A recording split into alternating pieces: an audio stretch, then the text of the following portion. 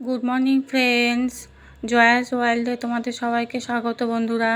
শুভ শারদীয়ার সবাইকে শুভেচ্ছা ও অভিনন্দন।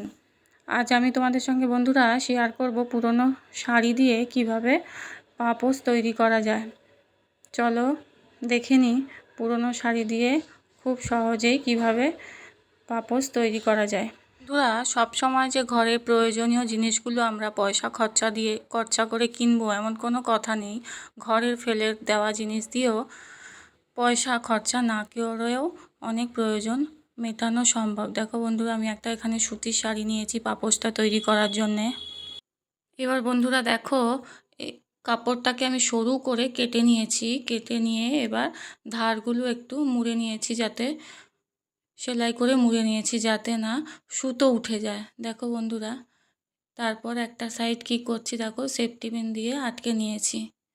দেখতে থাকো বন্ধুরা। শাড়িটা যতটা লম্বা আছে, লম্বা দিকটা আমি আর কিছু করিনি, শুধু চওড়ার সাইডটা এরকম সরু করে কেটে এবার ধারগুলো মুড়ে নিয়েছিলাম। এবার দেখো কি করছি, দেখো বন্ধুরা কিভাবে পাপোশটা তৈরি করছি আমি। দেখো, তোমরা কিন্তু যে কোনো কাপড় দিয়েই করতে পারো। দেখো বন্ধুরা, যে কোনো কালারফুল কাপড় দিয়ে করলেও ভালো লাগবে। দেখো বন্ধুরা, অনেক সময় একটা কাপড় ছাড়া অন্তত দুটো কাপড় দিয়েও করতে পারো। এরকম সরু করে দুটো কাপড়, মানে তাহলে দুটো কালার এসে যায়, তাহলে দেখতে আরও ভালো লাগে। দেখো এইভাবে চেনের মতো তৈরি করেছি একটা আমি, করে এবার এটাকে গোল করে নিচ্ছি। আমি আজকে তোমাদের গোল পাপোশ করা দেখাবো। দেখো কিভাবে গোল করে পাপোশটা তৈরি করছি, দেখতে থাকো বন্ধুরা। বন্ধুরা, এইভাবে তোমরা কিন্তু পুরনো নাইটি দিয়ে, সুতির নাইটি নিলে বেশি ভালো হয়, পুরনো নাইটি দিয়ে কিংবা বিছানার চাদর দিয়েও এইভাবে পাপোশ তৈরি করে নিতে পারো। এরকমভাবে সরু করে কেটে তারপর দুপাশটা একটু মুড়ে নেবে যাতে সুতো না ছিঁড়ে যায়। তারপর একই পদ্ধতি যেমন দেখাচ্ছি। এছাড়াও বন্ধুরা, পুরনো কুর্তি দিয়ে, যেমন সুতির কুর্তি যদি হয়, সেটা এইভাবে সরু করে কেটে তারপর তোমরা এইভাবে পাপোশ তৈরি করে নিতে পারো। দেখো বন্ধুরা, এছাড়া বন্ধুরা, আমি যে পাপোশটা পুরো একটা শাড়ি দিয়েই করেছি, তোমরা এরকমভাবে ধরো তোমাদের অর্ধেক শাড়ি আছে আর অর্ধেকটা ধরো নষ্ট হয়ে গেছে, তার বদলে তোমরা ওই জায়গায় অন্য কাপড় দিয়েও সেলাই করে করতে পারো। তাহলে দেখতে কিন্তু আরও সুন্দর হবে। একই কাপড়ের একই কালারের পুরোটা হবে না, দুটো কালার কম্বিনেশন হবে। দু রকমের কাপড় দিয়ে একটা পাপোশ তৈরি করা যাবে। দেখো বন্ধুরা, কিভাবে আমি পাপোশটা বানাচ্ছি, দেখতে থাকো তোমরা।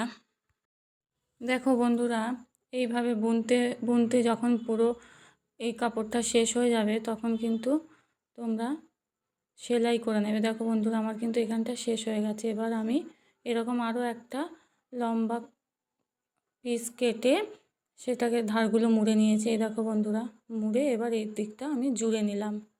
এইভাবে জুড়ে নিয়েছিলাম, জুড়ে আবার সেই রকমভাবেই গোল করে বুনে নিয়েছি। দেখো বন্ধুরা, কতটা বড় হয়ে গেছে আমার পাপোশটা তৈরি।